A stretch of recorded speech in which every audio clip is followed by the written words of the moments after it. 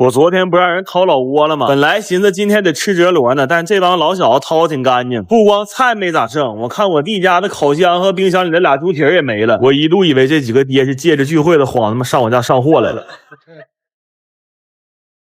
我以前觉得切蒜苗的声挺治愈，但现在它也治不住我了。我打算等会儿炒蒜苗的时候烹点雲南白藥，我這火上的可太他媽大了。汗毛給我燎掉了。這個他媽真他媽屋漏偏逢他媽連夜雨啊！家讓人掏空了，汗毛還沒保住。這排骨我原來是打算切成小塊烹成蒜香骨吃的，氣的也他媽忘醃了。好在這幫爹還給我留了點糖，烹成糖醋口吧，要不這可真是閨蜜一過，帽子到貨，哥們一來含淚拜拜。今天這飯非常好做，因為全看他媽家裡還剩啥。也行啊，沒得選就是最好的選擇呀。家裡剩的就整出這麼幾個玩意兒：蒜苗炒肉又炒蛋，炒豆角塞，尖椒釀肉，糖醋小排骨，還有昨天因為燙沒拿走的 ST。我們哥倆今天只能吃這些玩意兒了，當他媽減脂餐吃吧。去你！我的媽呀！我一看這個小煙冉冉升起，我就感覺到回來了，全都回來了。東北人可以一輩子不吃愛情的苦，但是他3天不吃燒烤，他馬上抠眼珠子。而且你別管烤啥，烤上就行。我現在覺得這個炭烤的都挺有食欲。我這手又有點犯毛病了，找了2個大手外援，給他拿了一瓶燒烤快樂水，先溜溜鬚。我說等一會兒這個生蠔、腰子、韭菜啥的，先往我這桌上一上啊。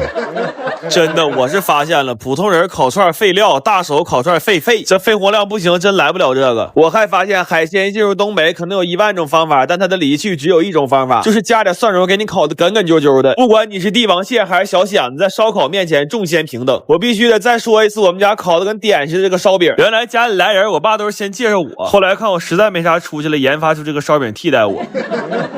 完這一小子老搶我生蠔，我實在沒忍住，我又給他1千子。你看看我一共才吃了幾個呀？給他攆一邊吃蒜去了，那吃肉不吃蒜，香味少一半嗎？要說跟燒烤最配的，還得是這個望山楂，酸酸甜甜的，加點冰塊，這一口多帶勁呢！而且還氣泡果汁兒，你不管吃多肥多膩的，一個大格全給你解決掉啊！關鍵它還有個說法，就這個瓶的插花叫望桃花。一聽說望桃花，你瞅這倆搶的。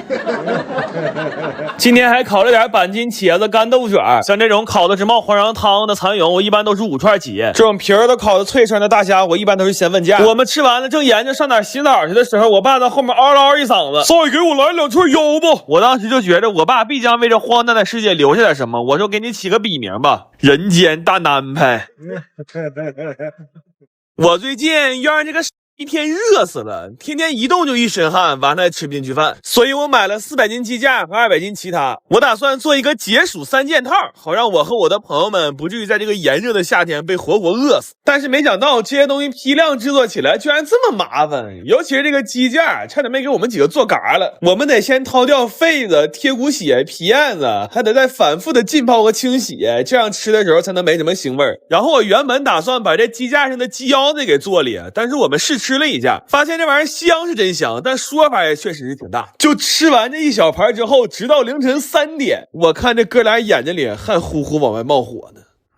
然後這雞架我們的做法是先滷後拌，滷完的雞架就已經非常香了。我後來又用這原湯調了一個特別好吃的拌汁兒，但是這會有一個特別麻煩的事兒，就是這雞架不能剁，只能掰，而且還只能掰一個拌一個，要不然就會出現分贓不均的情況。等把這些雞架都裝完了，我們就可以做涼拌麵了。為了吃得香，我這次做的是蔥油涼拌麵，而且每一份裡都配了一袋油炸花生米。這麵條吃着酸酸辣辣的，是既開胃又爽口。但是麻煩的是，每一樣東西都需要獨立包裝，就導致這個流水線特別混亂，後期甚至出現了一個人上廁所需要經過4個人審批的惡劣事件，就一度都要給我幹崩潰了。我現在明明是在家呀，怎麼處處飄着單位的髒風氣呢？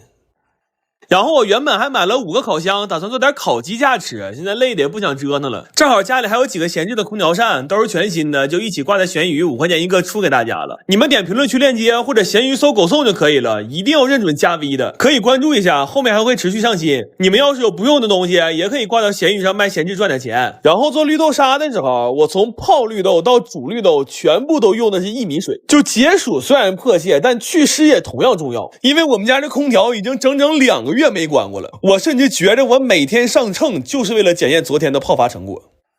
這綠豆沙我是調味做的濃縮版，回家凍着直接吃，就是特別香濃的綠豆沙冰棍，也可以再兑點奶，那就會變成一杯帶着冰碴的綠豆牛乳冰。最後把這2000多袋東西都打包了，現在這餐包只需要回家加點配菜，用不了5分鐘就能得到一份既能吃飽又能吃爽的解暑套餐。然後要是想少刷一個盤的話，還可以直接做成鸡架拌面，這天熱沒胃口的時候整上這麼一頓可真是太舒服了。主要做完这些東西之後，哈爾滨就開始降溫了，在多數城市都40多度的時候，我們一直在過20多度的夏天。就這個天氣，我真的特別想感慨一句，當年投胎賭對了。